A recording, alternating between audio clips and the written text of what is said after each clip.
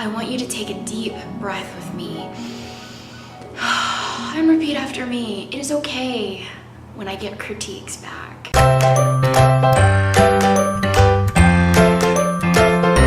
Hey everybody, it's Ari with Craft Quest. Today we're gonna talk about critiques and pretty much just go over what to expect when you get a critique, how you should give a critique, and what exactly a critique is.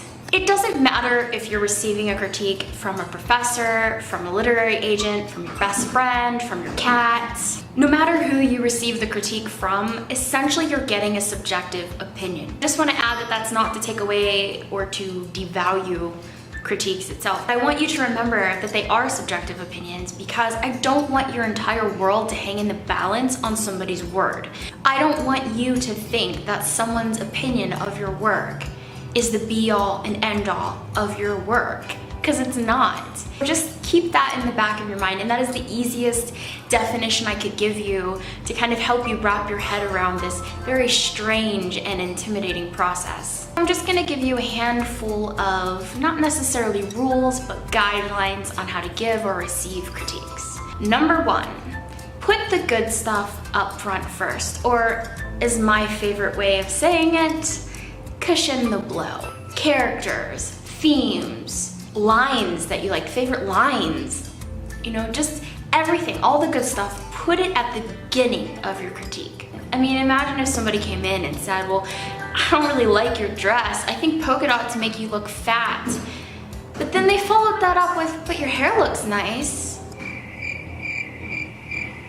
Like, who are you kidding? It hurt. And now I don't really care for the good stuff because you hurt me. That's pretty much how it's going to go. If you put the bad stuff up front first, they're gonna be so emotional that they won't be able to appreciate the value of the good stuff you put in the back. And sometimes they won't even read that far. Guideline number two is kind of a two-pointer. It's don't be a jerk and approach the critique professionally. When you're giving someone feedback, it's extremely important to establish a relationship with them, to make sure that they understand that you care about their novel, but that you're also not just blowing fluff whenever you give them feedback. It's important to be professional, but to also not be a jerk about it. You can tell someone that you didn't enjoy a certain aspect of their story without resorting to some very mean words. So for example, this character sucks. I didn't really like him. He is totally sexist and mean and a jerk, and I hate his face and he's pointless.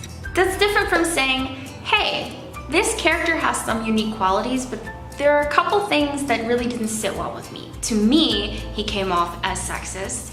I didn't particularly enjoy his personality. I don't feel that he got along well with the other characters, and I really do believe that this character could use a little bit more development. You see how that's different? Do you see how that's different than telling them that character sucks and providing them with no sort of balance to what you've just said?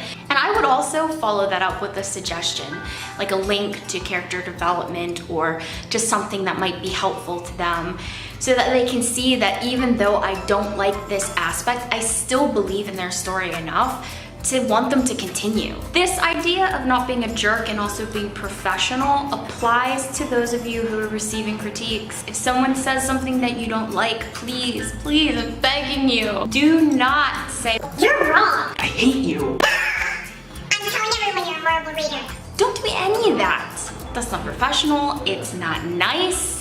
Understand that it is, again, someone's subjective opinion, and it's very important that you approach it professionally. So the third guideline I'm going to be doing today is specifically for those receiving critiques. And this guideline is make sure you get the right people to read and give feedback on your work. I cannot stress how important this is because it will determine your entire experience.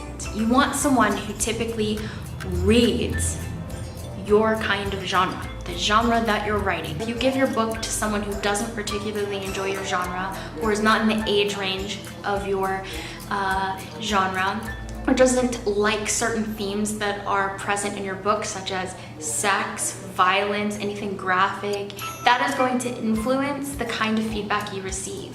No way, shape, or form should a critique be degrading. Should it be an attack? Should it feel like someone is telling you personally to give up because your writing sucks? So that's it for today. I am just gonna stop it right here because I can go on all day about critiques, about the good, the bad, the ugly, whatever. I really just wanted to start this discussion. So if you guys have anything you want to say about critiques, any guidelines that you live by when giving or receiving critiques, any advice you want to give to those who are new at receiving critiques, go ahead and stick them down below. Also, don't forget to click our subscribe button because otherwise you will not be getting all of these amazing little videos that we're going to be sending out in the upcoming months. Again, Ari with Craft Quest. You can go ahead and follow us at WriteCraftQuest on Twitter, and you can get those links down below. Thank you so much. You guys have an amazing week. Keep writing.